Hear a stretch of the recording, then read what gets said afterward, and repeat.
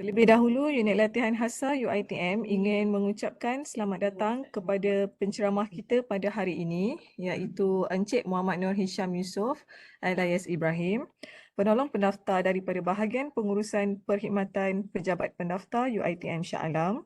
Beliau akan menyampaikan taklimat berkenaan pengurusan cuti. Selamat datang juga diucapkan kepada semua staf HASA UiTM yang sudi meluangkan masa untuk menyertai taklimat pada hari ini. Moga taklimat ini dapat memberi maklumat dan bermanfaat kepada semua staf UiTM, khususnya staf HASA. Baiklah, tanpa membuang masa, dijemput Encik Muhammad Nur Hisham untuk menyampaikan taklimat beliau. Sekiranya ada pertanyaan, tuan-puan boleh type di ruangan chat untuk dijawab oleh penceramah kita nanti. Silakan Encik Hisham.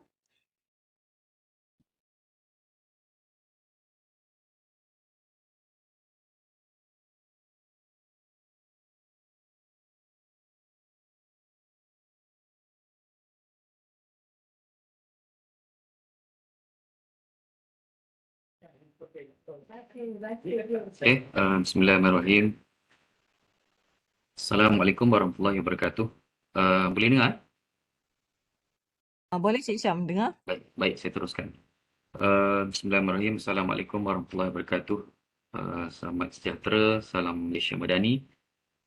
Terlebih dahulu saya mengucapkan terima kasih kepada Puan Pengurusi Majlis dan juga kepada BSM HASA dan seterusnya kepada HASA lah kerana sudi menjemput kami untuk menyampaikan sedikit taklimat berkenaan pengurusan cuti.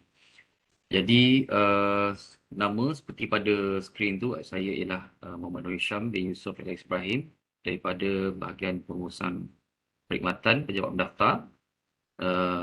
Spesifiknya adalah bahagian pengurusan cuti lah.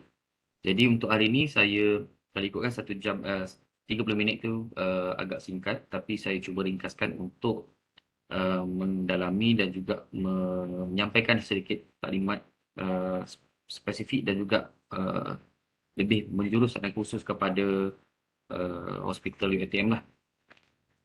Jadi saya teruskan untuk tidak masa lebih panjang, saya teruskan. Okey. Sebelum pergi lebih jauh, saya bentangkan sedikit fakta. Yang banyak-banyak tu mungkin tak payah baca lah. Cuma yang mungkin saya lebih fokus kepada staff. Okay. Sehingga 31 bulan Disember 2022, staff kita adalah seramai 18,818 orang yang tetap tak termasuk dan kontrak, tak termasuk kontrak yang ni lah, tak termasuk kontrak di tabung amanah dan sebagainya. Jadi nak bagi tahunya, staf saya ni, saya dan staf saya, tim saya ada 5 orang, 1, 2, 3, 4 orang, 5 5, 6 5 orang. 5 orang sahaja termasuk saya lah untuk menguruskan 18,818 orang staf. Jadi sebab itulah saya di sini juga ingin mengucapkan terima kasih kepada rakan-rakan moderator daripada PTJ, terutamanya dalam kes hari ini adalah daripada HASA lah, kerana banyak membantu dalam menguruskan hak ehwal cuti staf di HASA. Saya kena bagi kredit lah sebab banyak bantu. Seterusnya, saya tak nak pergi lebih jauh berkenaan dengan definisi, tapi secara asasnya definisi cuti adalah suatu ruang masa yang diberikan untuk kita tidak bertugas lah sebenarnya, tidak menjalankan tugas, dan tapi tempoh tersebut dibayar gaji dan tempoh tersebut diambil kira lah untuk ganjaran-ganjaran dan sebagainya, kekananan dan sebagainya lah. Jadi cuma yang penting saya nak highlight di sini adalah cuti. Saya ini semua kita semua dah maklum dah. Cuti adalah satu kemudahan yang mana tidaklah menjadi satu hak mutlak kepada kita. Sebab tu cuti perlu dimohon dan perlu diluluskan. Jadi saya nak highlight juga isu yang mana ramai sebilangan, saya rasa ramai ke sebilangan, saya rasa ramai staf yang cuti dulu, lepas tu mohon kemudian, atau dia mohon belum diluluskan dah cuti.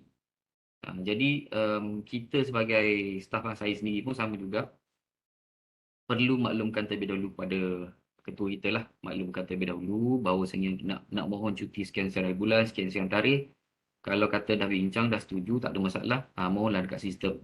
Yang jadi masalahnya ialah kita dah mohon dekat sistem tanpa pengetahuan bos. Lepas tu kita pun pergi bercuti, bos pun tak luluskan. Bos pun tak tahu kita mau cuti. Jadi itu isunya. Jadi kena hati-hati dalam hal-hal begini. Dalam cuti-cuti yang singkat, saya rasa tak menjadi masalah sangat.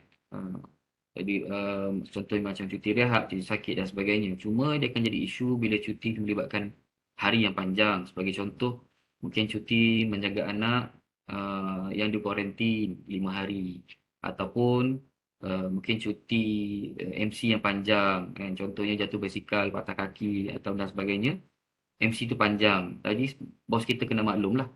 Dan ada setengah-setengah contohnya cuti-cuti yang melibatkan kelulusan khas daripada jawatankuasa. Contohnya ke dalam kes cuti separuh gaji, cuti tanpa gaji. Cuti ini perlu diluluskan di peringkat jawatankuasa induk pengurusan sumber manusia yang dipengerusikan oleh pendaftar di peringkat Shah Alam. Jadi hal-hal begini, walau bagaimanapun, janganlah terus mohon pada sistem dan tak maklumkan kepada pihak pentadbiran. Pihak pentadbiran perlu maklum. Kita faham permohonan begini memang melalui sistem dan dia akan pergi kepada ketua. Ketua pun kadang-kadang, bukan kadang-kadang lah, kita faham ketua kita masing-masing ada yang memang cukup sibuk, ada yang kurang sibuk. Jadi masa-masa yang kurang sibuk mungkin ada masa untuk dia tengok sistem. Tapi kita sepatutnya maklumkan lebih awal lah kalau kita nak mohon cuti panjang. Sebagai contoh, cuti tanpa gaji, cuti separuh gaji, cuti tanpa gaji ikut pasangan dan sebagainya. Jadi ketua kita perlu maklum. Jadi saya nak bagi tahu, saya nak highlight kat sini, yang paling penting adalah cuti ialah kemudahan, bukannya hak mutlak. Itu kena faham. Jadi janganlah kita cuti dahulu, lepas tu dah balik cuti tu bos kita tak lulus cuti, kawan-kawan kita dekat lapangan ni tak cukup orang, terpaksalah pula kawan-kawan lain yang backup dan keberadaan kita tu tidak diketahui oleh siapa-siapa. So itu isu yang sangat besar, sangat besar. Perlukan perhatian pada semua orang. Okey, saya touch yang penting-penting lah.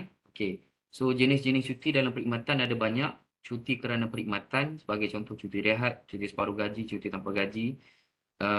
Saya rasa kebanyakan cuti dalam ni kita semua dah tahu. Kalau ikut kiraan kami, kalau tak silap dia ada lebih kurang 49 jenis cuti. Tapi berdasarkan penyelarasan yang baru, kami kena change semula lah, highlight semula. Ada cuti-cuti yang dah combine dan sebagainya.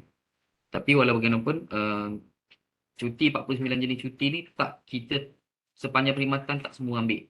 Sebagai contohnya, saya pun sampai sekarang tak pernah ambil cuti bersalin. Contohnya. Jadi maksudnya, contohnya cuti keagamaan. Cuti keagamaan untuk yang bukan beragama Islam. Contoh cuti umrah hanya untuk yang beragama Islam. Contoh lagi, cuti cuti tanpa rekod bagi Deepavali. Jadi contohnya cuti tanpa rekod bagi perayaan Baisakhi dan sebagainya. So kita takkanlah semua cuti itu kita akan ambil. Jadi cuti ni ada kemudahan. Jadi kalau ada masa, ada ruang, cuma ambil cakna, tengoklah 49 jenis cuti ni apa yang ada. Sebab kita tak tahu bila kita nak pakai. Jadi kadang-kadang bila dah terlepas baru kita tahu, oh kita layaklah cuti ni, contoh. Jadi tiba-tiba isteri bersalin kita ambil cuti rehat. Kita tak tahu ke kita boleh ambil cuti isteri bersalin. Kalau dalam bahasa Jawa, paternity leave. Jadi kena maklum benda-benda macam ni. Berapa hari, bila boleh ambil, start daripada bila, kena maklum. Kena check, kena semak kelayakan kita, apa yang kita layak. Jadi jangan kita tengok bila tak maklum pasal benda-benda ni, cuti apa yang kita boleh ambil dan sebagainya, kita terlepas peluang. Jadi kalau ada cuti yang layak kita boleh mohon, kita mohon. Layak dimohon bukannya kita mesti lulus. Bos tak semestinya lulus banyak tu. Kalau kita contoh cuti rehat, mohon 2 hari, bos lulus 1 hari. Terpaksalah kerja 1 hari lagi. Mungkin kadang-kadang, bukan kadang-kadang lah, selalunya tak diluluskan tu mestilah ada sebab-sebabnya. Biasanya adalah disebabkan oleh keperluan perkhidmatan. Kalau kata contoh musim exam, kita nak cuti kalau macam dekat dekat setengah-setengah fakulti, musim exam dibekukan cuti sementara sebab keperluan tenaga kerja ataupun mungkin musim Konghu dan sebagainya. Kalau hospital mungkin musim orang salin sebagai contohnya lah. Nah, dia saya tak tahulah trend macam mana dekat dekat asar, tapi saya rasa ada trend-trend lah. Mungkin contohnya musim wabak dan sebagainya. Dia akan ada dan wabak ni kita tak boleh jangka. Yang boleh kalau musim derian pun tak boleh jangka sekarang. Dulu kita boleh jangka bulan 7, bulan 8, bulan 9. Sekarang tak boleh jangka. Sekarang tiba-tiba bulan 1 ada derian, bulan 2 ada derian. Jadi musim tu tak boleh nak jangka. Jadi sama juga di Hasar, orang sakit lagi tak boleh jangka. Kalau dah tahu sakit bila senang. So kita dah hari esok sakit, hari ni bagi tahu bos esok, bos esok saya sakit, jadi saya tak datang kerja dah esok. MC saya dah tulis siap dah. Jadi benda-benda macam ni tak di luar jangka. Jadi saya nak bagi tahunya cuti kalau bos kita tak luluskan kita kena ambil maklum lah, kena tanyalah pasal apa tak lulus. Kalau nak tanyalah, tapi kalau sepatutnya kita dah faham kalau tak lulus maksudnya adalah benda kerja lebih besar yang memerlukan. Tapi kalau dah sakit tu, itu cerita lain dah sebab tak dirancang kan. Tapi kalau cuti rehat, rancanglah elok-elok. Okay. Seterusnya, ini senarai lah. Tapi senarai ni tak penuh. Kalau nak tengok yang penuh, nanti kita akan supply lah. Okay. Seterusnya, cuti rehat dah bagi tahu tadi, syarat dah bagi tahu. Cuti rehat, okey. Ya, cuti rehat ni kena alert setiap orang ada portion masing-masing. Ada yang dapat 25, dapat 30, dapat 35. Jadi kena tahulah cuti kita tu banyak mana. Takut ada isu yang bila cuti tu dapat 25 compare dengan kawan dia dapat 30, lepas tu apa nama mungkin nak marah ke apa kan. Cuba kalau ada benda isu-isu macam ni cuba tanya dulu dah dengan moderator. InsyaAllah ada jawapan kenapa boleh, kenapa tak boleh. Okey. Okey, ini saya rasa boleh ambil maklum jugalah. Slide ini mungkin kalau kata ada keperluan untuk slide ini nanti saya akan bagi dekat Rustia untuk Rustia bagilah pada rakan-rakan di luar sana. Um, Kelaikan cuti. Semaklah kelaikan cuti masing-masing. Cukup. Jangan terlebih. Kalau terlebih kena pulang balik. Kalau terlebih guna tu maksudnya kita bukan hak kita. Okay? Kalau kurang minta pasal itu kelaikan kita. Okay? So kena tengoklah cuti masing-masing layak banyak mana. Cuti rehat. Okay, saya ada masa 23 minit lagi. 27 minit. Okay. So cuti separuh gaji. Uh, okay, cuti separuh gaji ni saya beritahu jugalah sebab antara cuti yang penting adalah cuti separuh gaji, cuti untuk menjaga sanak saudara, ahli keluarga rapat bagi yang sakit. Jangan pula tiba-tiba okey cuti rehat dah habis, saya nak ambil cuti separuh gaji. Urusan apa? Urusan nak balik kampung, tak boleh lah. Okay, cuti separuh gaji adalah untuk urusan tertentu sahaja. Okay, cuti tanpa gaji pun sama. Cuti tanpa gaji adalah untuk urusan, tapi ayat dia adalah untuk tujuan peribadi yang mustahak. Okay, kalau kata contohlah cuti rehat dah habis, nak gunakan cuti rehat sebab ada kereta nak kena repair masuk workshop. Jadi tidak sesuai lah. Mungkin itu tidak mustahak lah. Memang pada hemat kita pada benda itu mustahak. Tapi pada ini adalah kelulusan mesyuarat, itu adalah kurang mustahak. Maksudnya kena gunakanlah kaedah lain untuk datang kerja sebagai contoh. Ataupun mungkin urusan peribadi itu mungkin nak bercuti ke luar negara. Cuti rehat dah habis. Jadi benda-benda macam tu tidaklah dikira mustahak sebab cuti boleh dirancang lebih awal. Okay. So tengoklah dari segi kelaikan-kelaikan dan sebagainya. Kita sebab perubatan cuti sakit. Cuti sakit, okey. Cuti sakit ni cuti antara benda yang penting. Cuti sakit ni sebab kita selalu banyak benda cuti yang kita pakai adalah cuti sakit dan cuti rehat. Ini paling banyak lah. Okay. So saya nak kena explainkan cuti sakit ni. Okay. Cuti sakit ni dari segi kelaikan ni adalah 90 hari pertama bergaji penuh. Yang ni kalau ada nota tulis sikit lah bagi faham. Okay. Sebab ada yang datang kat kita dia ada MC tapi dia tak nak MC, dia nak guna cuti lain. Jadi kena faham. Kita yang bagus ni dekat perkhidmatan awam ni cuti dia banyak. Cuti dia banyak. Kalau kat swasta saya dulu cuti rehat pun 14 hari. Lepas tu cuti sakit pun dah ada limit. Cuti sakit pun tak silap saya limit juga. Saya dulu 14 hari. Hari ke-15 dan ke atas kau sakit, memang potong gaji lah. Nasib lah. Jadi kita kat kerajaan ni, dekat sektor awam ni, cuti ni banyak. Jadi tolong take note, fahamkan cuti ni. Cuti sakit 90 hari pertama adalah bergaji penuh. Dia bukan kira straight straight ke ataupun lompong-lompong, tak kisah. Tapi yang penting total ataupun jumlah ni. Jumlah 90 hari pertama adalah bergaji penuh dengan kelulusan ketua jabatan. Maksudnya diluluskan di peringkat PTJ masing-masing lah. Okey, untuk 90 hari berikutnya diluluskan dengan kelulusan kuasa tertentu. Dalam konteks UiTM mesti diluluskan oleh Jawatankuasa Induk Pengurusan Sumber Malaysia, JKIPSM. Okey, dipengerusikan oleh pendaftar, bersidang 6 kali setahun, dan tapi walau bagaimanapun di peringkat Rusia mereka cuba untuk accommodate lah.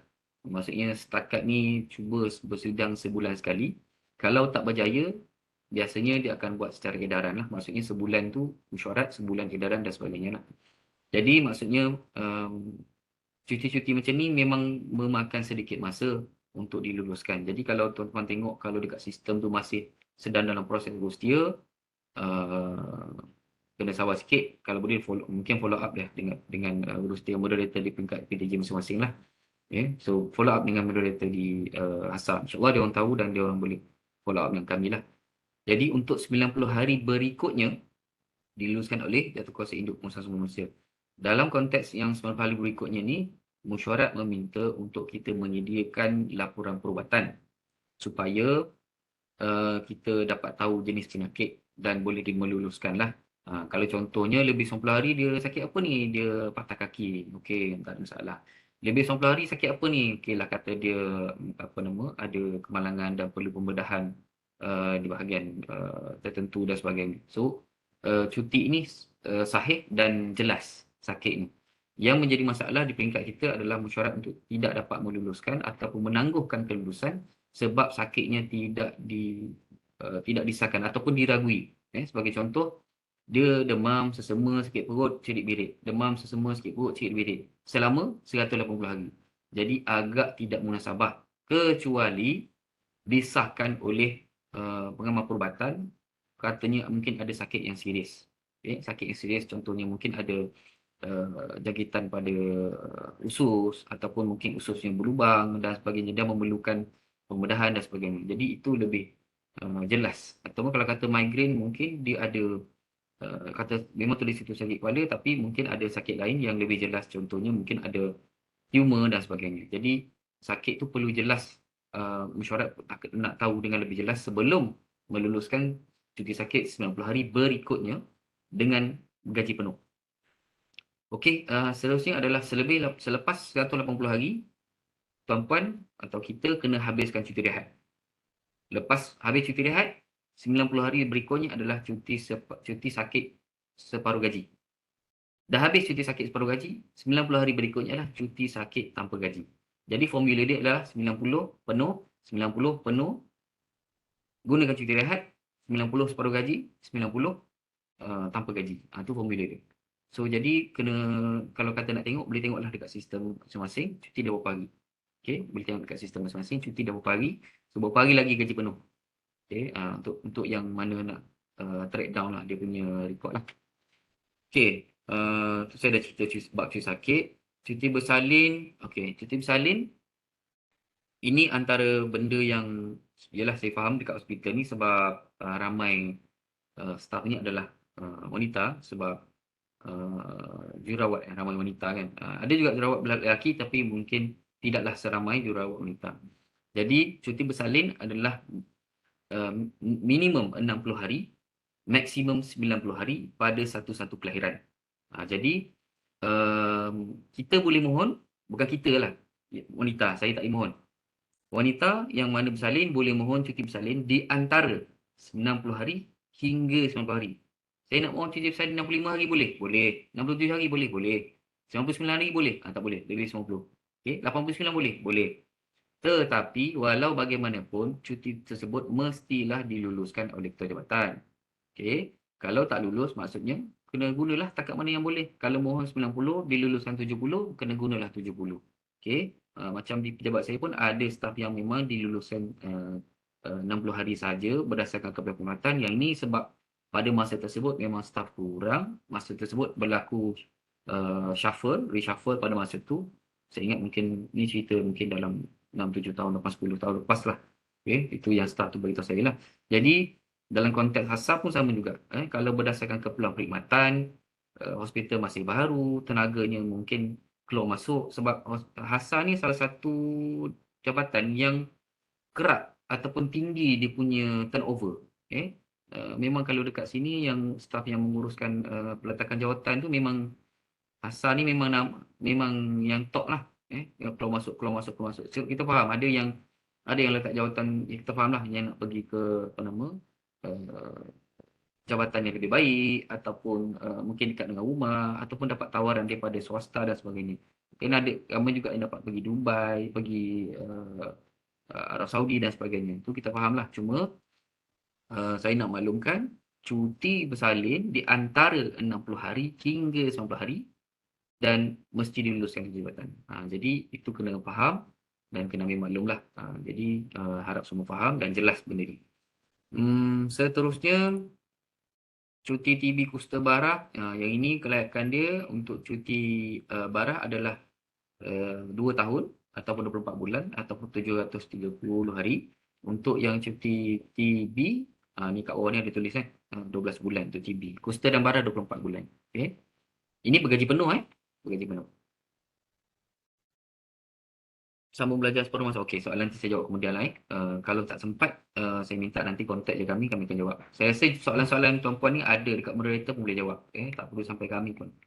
Okey, saya teruskan.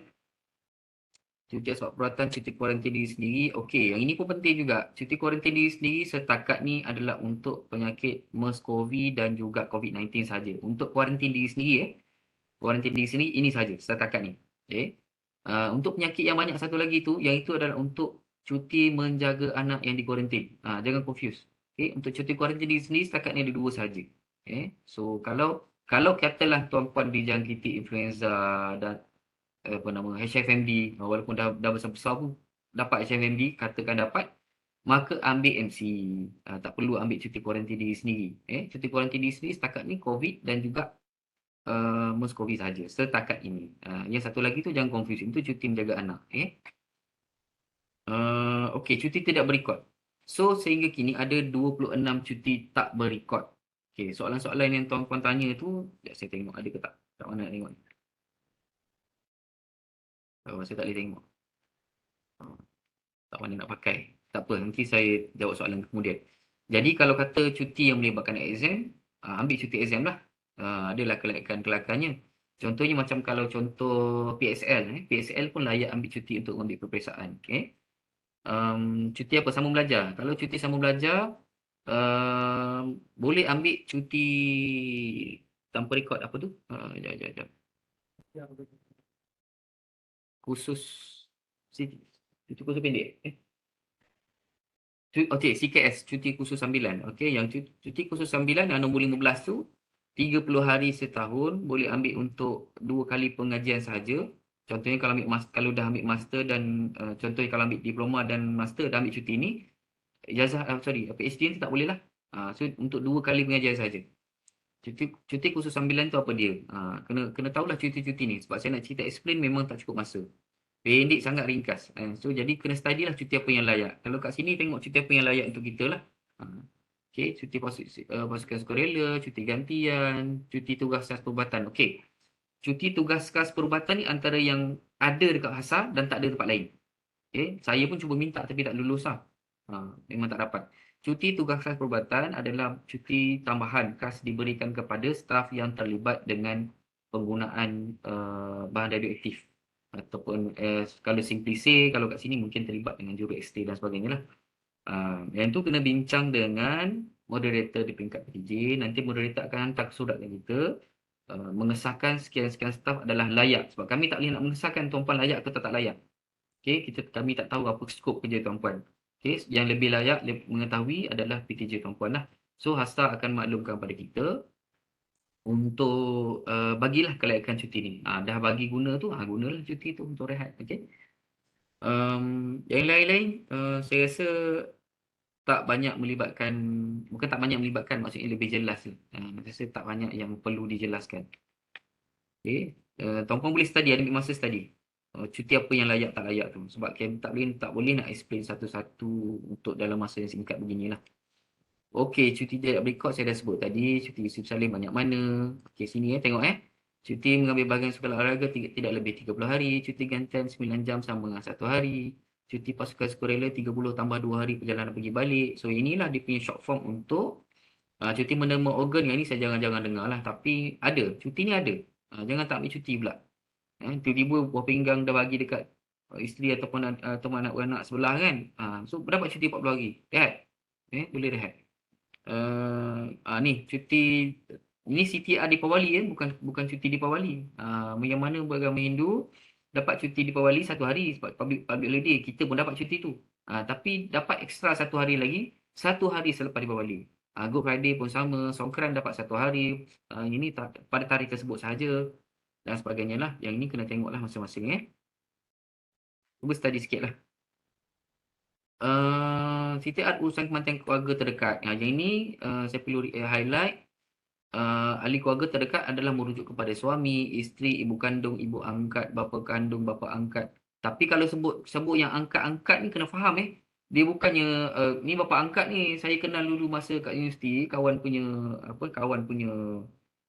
mak ayah lah. Jadi tu mak angkat kita. No. Pak angkat mesti merujuk kepada surat yang dikeluarkan oleh JPN atau mahkamah.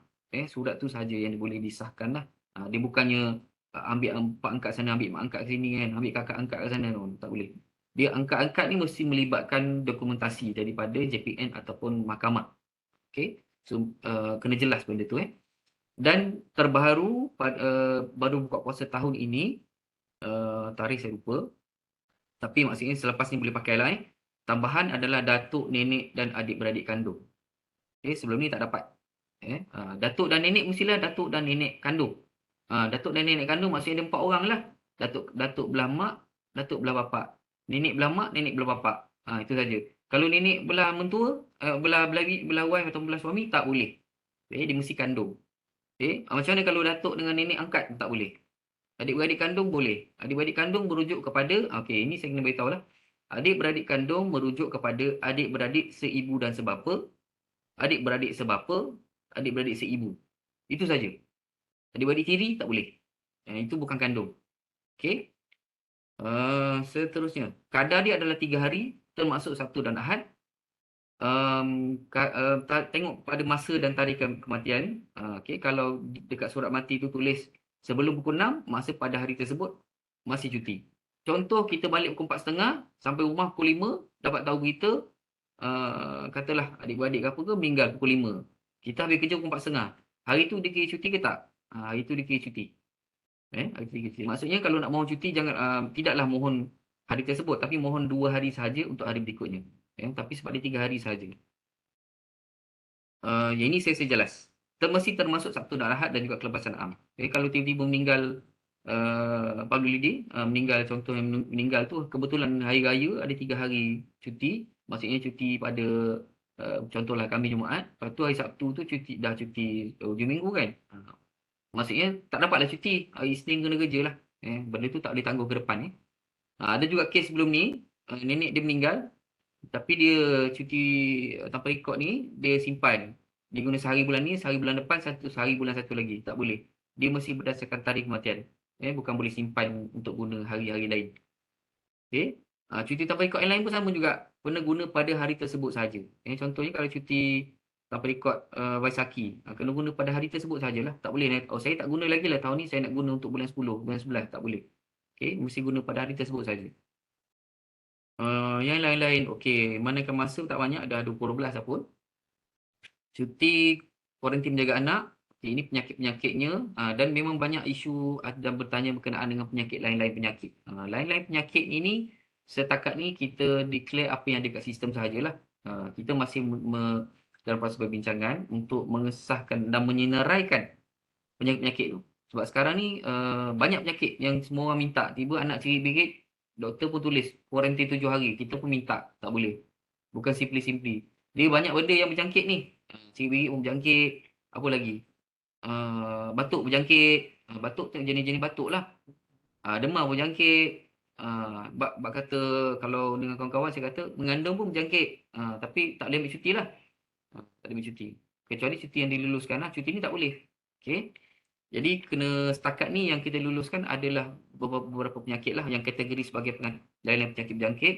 Yang kita luluskan setakat ni adalah COVID, influenza, dengan apa lagi? Lupa dah.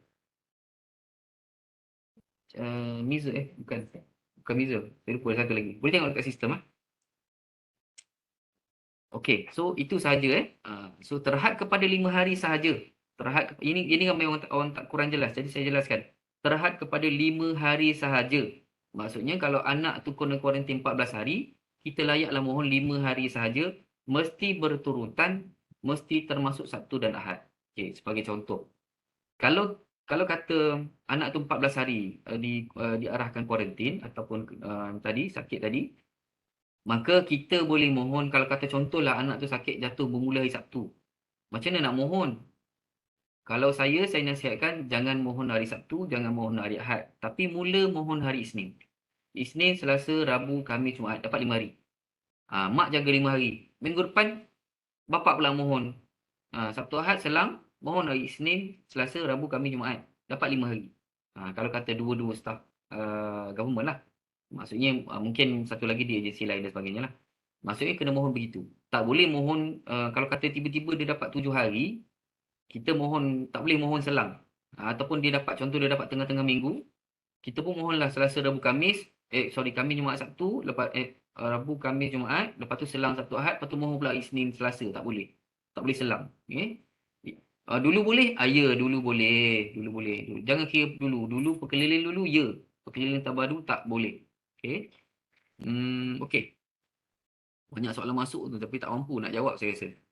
Okey, so kena faham juga kesan-kesan cuti terhadap kepada perkhidmatan ni. Kena ambil maklum, cuti sekian-sekian tak dapat gaji, layak separuh gaji dan sebagainya. Ada dapat allowance, ada tak dapat allowance. Jadi ada juga yang tak dapat pergerakan gaji. So jangan marah kalau tiba-tiba, saya kenapa tak dapat BGT? Yalah memang tak dapat lah BGT sebab sekian-sekian sebab lah. So kena alert, kena faham.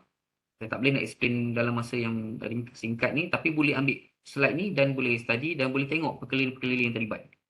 Okey. Cuti menjaga anak. Ini cuti menjaga anak adalah cuti yang dikhususkan untuk para wanita, diberikan sepanjang 5 tahun sepanjang perkhidmatan, jumlah dia 5 tahun. Hari saya lupa berapa hari, 1,000 lebih hari. Okey. Berapa ribu lebih hari. Okay, so sepanjang 5 tahun, dia ada dua jenis, bersambung dengan tak bersambung. Yang ini pun saya rasa tak nak explain, sedikit makan masa, tapi kesimpulannya, CMA ataupun cuti menjaga anak ni adalah pertama, dia tak ada gaji. Okay. Yang kedua, dia boleh bersambung dengan cuti bersalin, boleh tak bersambung. Maksudnya contoh, dah habis cuti bersalin, lepas tu kita datang kerja, lepas tu rasa macam nak kena jaga anak lah, rasa macam anak macam tak puas nak menyusu ataupun anak ni merengek lebih dan sebagainya, boleh ambil cuti tu. Ataupun memang kita rancang lepas cuti salin, memang cuti salin 10 hari, lepas tu saya memang nak terus sambung jaga anak lah sampai anak umur 2 tahun. Boleh, mohon.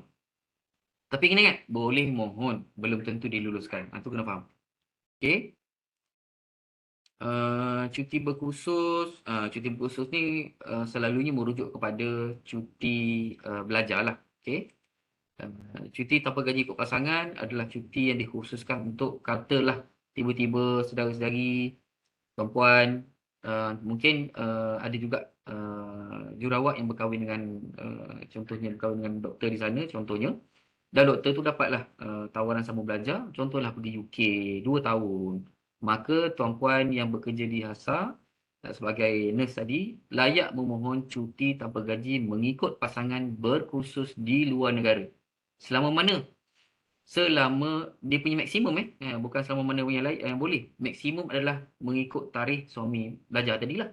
Kalau kata belajar 2 tahun, dia maksimum 2 tahun. Tapi mohon saja kepada kami majukan kepada mesyuarat. Mesyuarat boleh meluluskan, boleh tidak meluluskan, boleh juga meluluskan sebahagian daripada tarikh permohonan. Mungkin mohon 2 tahun, lulus tahun. Begitu. Okey. Cuti haji, cuti umrah, okey. Saya rasa itu dah jelas lah. Cuma dalam masa yang ringkas ni saya rasa itu memadai lah untuk kita faham setakat mana penggunaan kita. Sebenarnya saya harap tuan-puan boleh study sikit lah jenis-jenis cuti yang layak untuk tuan-puan dan kena check cuti masing-masing. Yang kena check cuti masing-masing. Cuti dak mohon tu dah lulus ke belum? Kalau mohon, kalau pending kat mana? Siapa yang pending? Okey. Pastikan cuti diluluskan sebelum pergi bercuti. Cuti tu betul tak? Tolak je berapa banyak? Kalau cuti sehari, patutnya tolak sehari. Lepas tu kalau kata cuti carry forward, maksudnya tuan-tuan kena tahu cuti ni bila tak habis, boleh ada dua cara. Yang pertama, carry forward ke tahun depan ataupun bawa ke hadapan. Yang kedua adalah kumpulkan sebagai GCR. GCR gantian apa nama award tunai GCR. Masuk dalam ni lah. Bila cuti yang terlebih, cuti yang banyak tadi kita masukkan dalam pengumpulan GCR, perlu faham cuti ini tidak boleh lagi digunakan. Kalau saya nak tarik balik cuti, tak boleh. Once dah masuk dalam tu, tak boleh pakai. Okay? Memang kena guna untuk GCR sahaja. Okay? Kalau kata rasa macam saya ni sekarang ni dengan anak-anak kecil, dengan seorang bini, jadi cuti tu memang banyak habis kat family. Dengan mak saya pun kurang sihat. Jadi saya memang banyak ambil cuti dekat situlah. Saya balik kampung sebulan sekali dan sebagainya. Memang cuti banyak habis. Jadi saya sekarang fokus saya adalah untuk kalau ada lebih, saya akan carry forward. Sebab saya tak tahu lagi adakah tahun depan saya akan nak guna banyak atau nak guna sikit. So saya tak fokus kepada pengumpulan GCR untuk one to nine. Jadi tuan-puan kena faham cuti tu dan uruskan mengikut keperluan masing-masing. Kalau kata, oh anak anak dah besar, kita pun jarang bercuti, servis pun dah lama, lepas tu GCR pun tak banyak lagi, nak bersara lagi berapa tahun, okey. Target untuk penuhkan GCR tu untuk dapat tunai tu beberapa hari lagi. Jadi susun begitu. Jadi pada saya, untuk saya di peringkat sekarang ni, saya baru masuk UiTM, tak sampai 4 tahun, baru saja disahkan jawatan dan sebagainya. Jadi keperluan saya adalah lebih kepada cuti. Perlu cuti. Saya tak perlu pun GCR tu lagi. Belum lagi. Okay, jadi susun keperluan cuti masing-masing. Dan kena ingat, contohlah kalau kata lepas habis, contohnya ada mungkin nak bekerja di UiTM selama 5 tahun contoh. Dan rancang nak ke Dubai dan sebagainya. Kalau dalam keadaan begitu perancangannya, janganlah masuk ke GCR. Nanti bila dah keluar GCR tu burn macam tu je dan cuti pun tak dapat. Dan kalau kata tiba-tiba lepas ni rancang nak masuk balik ke Kementerian Kesihatan, KKM dan sebagainya, GCR tu tidaklah boleh dibawa ke KKM untuk simpan GCR tu. Saya GCR dah 100 hari, dah 10 tahun kerja. So saya masuk KKM, GCR kena kumpul balik. Itu yang berlaku. Jadi kena faham dulu konsep-konsep ni sebelum buat keputusan lah. Alright. So ini antara saya paparkan sedikit infografik-infografik yang sudah kita siapkan setakat ini. Dan kita memang rancang untuk keluarkan infografik lagi yang lain. Jadi ini antara yang telah kita keluarkan dan ada 4-5 lagi yang memang kita dah siapkan, cuma kita belum lancarkan lagi. Mungkin dalam bulan ni, 2 bulan depan kita akan belas lagi 1 atau 2. So ini saja setakat ini yang ada lah. Jadi tuan-puan boleh save nombor. Jadi saya bagi nombor. Nombor ni adalah nombor WhatsApp. So kalau infografik, kalau kata tiba-tiba infografik ni nak cari, pergi saja dekat nombor WhatsApp ni, WhatsApp business ni, dekat dia punya apa tu? Saya lupa apa nama dia. Ya Allah, dia tak datang. Saya buka WhatsApp tak. Dia dekat tak datang. Pergi dekat WhatsApp tu, ada dekat katalog dekat katalog dekat WhatsApp business ni, pergi buka katalog, benda-benda ni saya letak kat katalog. So boleh rujuk. Okey, rujuk. Sebab ada yang macam contoh yang kes yang ni lah, cuti menjaga anak ni. Ramai yang confuse masih rujuk kepada infografik yang lama. Infografik yang lama merujuk kepada perkeliling yang lama. Okey, so bagi melakkan keliruan, boleh buka kat sini. Ataupun boleh buka dekat pejabat berdaftar punya website, pergi dekat D-Pocket, pergi kat bahagian pengurusan perkhidmatan, pergi dekat senarai cuti tu. Ada benda ni. Okey. Okey, jadi saya rasa taklimat tu setakat tu saja. Ni pun dah dalam kau masa, dah mengganggu tuan-puan punya masa lah, berasa rehat dan sebagainya. So, ini nombor kontak. Boleh save nombor ni, screenshot dan sebagainya. Kalau ada, boleh berurusan terus dengan kami. Ataupun mungkin kalau rasa tak sempat, saya rasa mungkin kalau call, tengoklah kalau kami sempat angkat, kami angkat. Biasanya 90% memang angkat lah. Unless masa tu memang ada urusan lain. Dan itulah masalahnya sebab phone yang ada kat sini ni tak keluar nombor dan kami tak boleh nak save. Kalau boleh keluar nombor tu mungkin kami boleh return call. Okay. So yang paling senang kalau kata tak dapat call dan sebagainya, boleh email kepada kami yang atas ni. Okay. Unit cuti bpp@uitm.edu.my. Bila email kat sini lah, dan semua orang yang lima-lima makhluk Allah ni akan dapat lah email ni. Termasuk saya lah kat sini. So insyaAllah kawan-kawan saya semua cekap. Cekap. InsyaAllah dalam masa 1 atau 2 hari. Ataupun kalau memang kebetulan masa tu tak sibuk, InsyaAllah segera dapat maklum balas. Okay, tapi boleh email. Okay. Nombor yang saya cakap tadi, nombor ni lah 0355443066. Nombor ni boleh save. Ini adalah saya dah register sebagai WhatsApp Business. So boleh pergi dekat WhatsApp Business nombor ni, boleh tengok dekat infografik ataupun kalau nak PM ke tepi pun insya-Allah kami akan jawab lah. Cuma masa tu kami minta maaf lah. Tapi kalau kata nak WhatsApp tu anytime. WhatsApp dia, cuma reply tu bergantung lah. Kadang-kadang malam pun kami reply.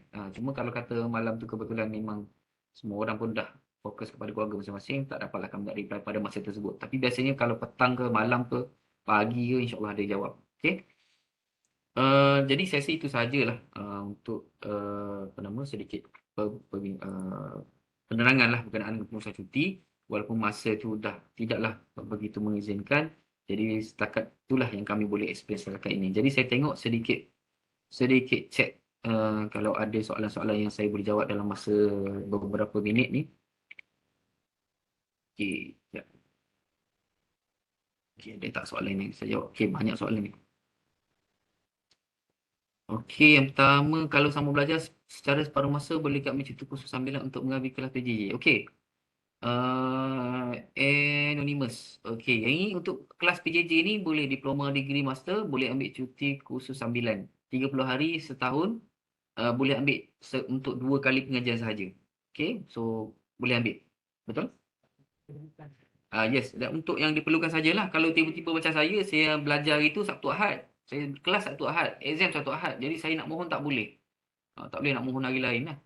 Saya kerugian di situ. Tapi saya dapat untung jugalah sebab belajar dengan UiTM, saya dapat diskaun 50%. So nak sambung belajar silakan, saya galakkan. Kawan-kawan saya ada yang dah sambung belajar, dah habis, dah combo, saya cakap tahniah. Dah naik kerani kanan dah. So hari tu pergi interview kerani tertinggi, tapi belum berrezeki lagi.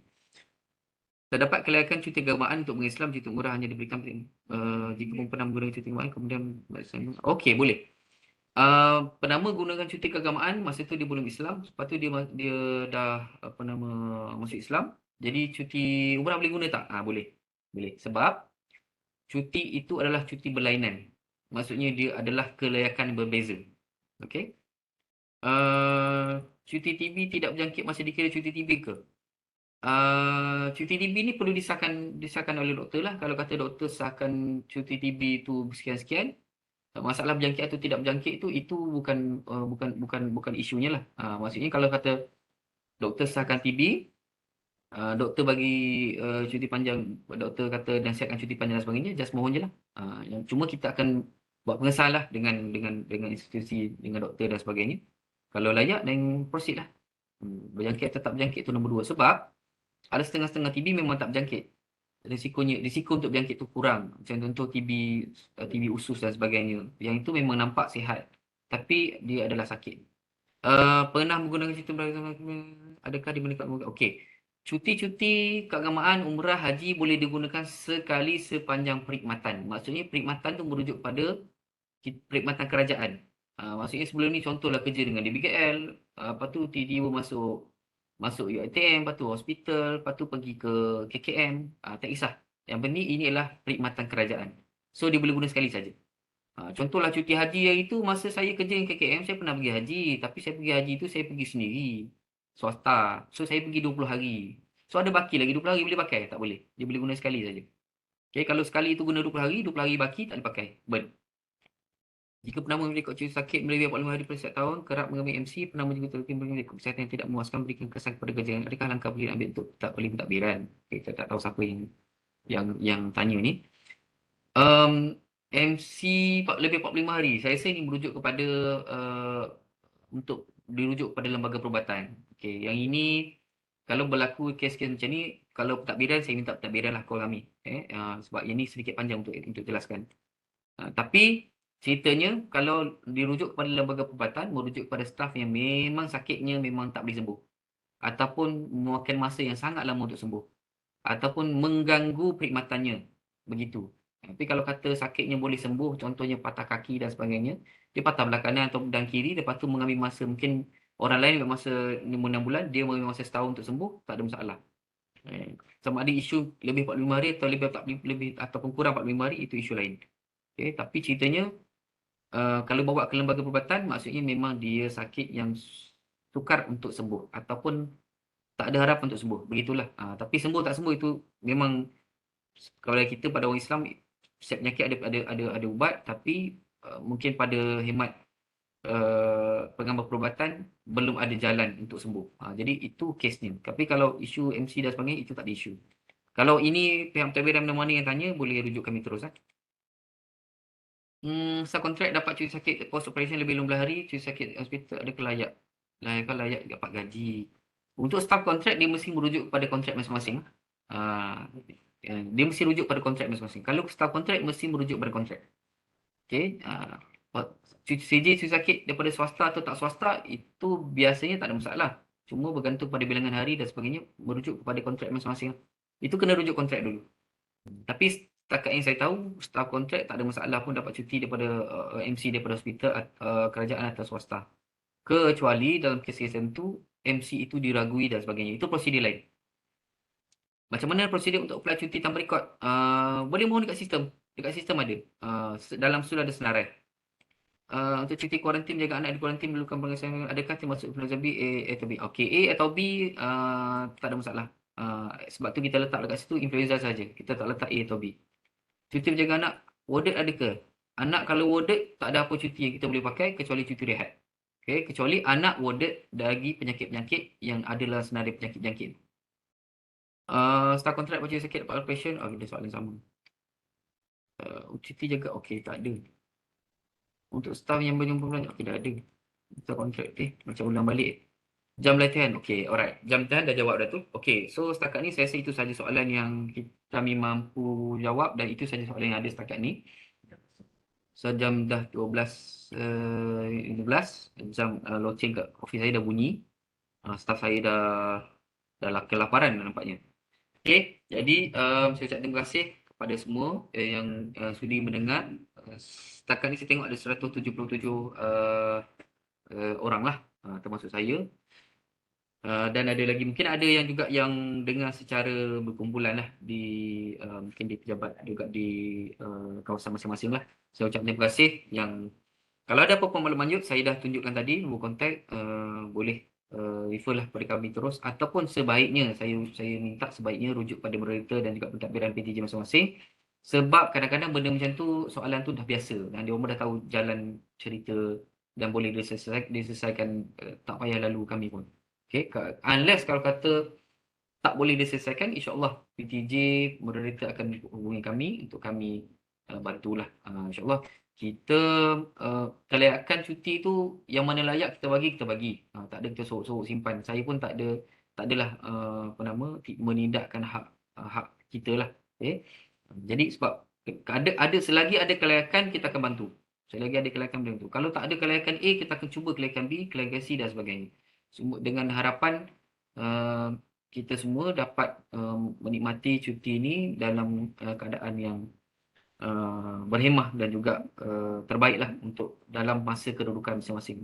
Setiap orang ada situasi berbeza, cabaran yang berbeza, keperluan yang berbeza. Jadi kena fit in jenis-jenis cuti ini supaya dapat inilah yang terbaik untuk kita.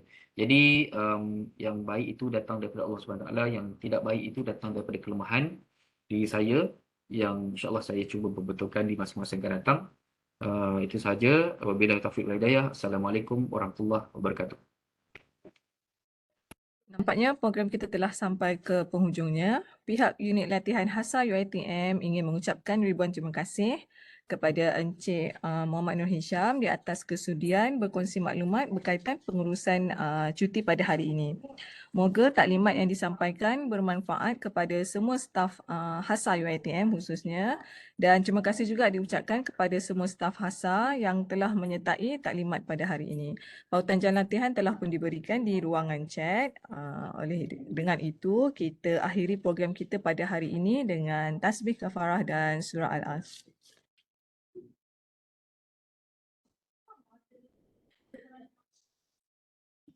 Terima kasih Encik Hisham dan terima kasih kepada semua juga. Assalamualaikum. Terima kasih semua.